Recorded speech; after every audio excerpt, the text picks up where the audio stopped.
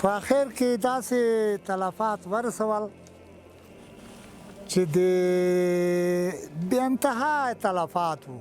کور کې دومره تلفات ورسول. مو چې جمله یې صوب کړل زه غوړنه ته په بندوم 20 لکه روپۍ مصارف 20 لکه روپۍ تلفات شخصا یې مونږ کور ته ورسول. اشغالګرو او لاسپوڅو به یې د چاپو پر مهال کورونه په بمونو الوځول او شته امکانات به یې ورسوځول چې په دې توګه به یې د کلیو اوسېدونکي جبري کډې کولو ته اړ کول. د دې منطقې ته امریکایانو رولالو په دا خونه یې چپا وکړه نه او 2 موټرسایکلونو یو دا موټارو یو چې د څه د خونې سرمایه وای دی دا ټوله په بشپړه توګه د منځه وړله.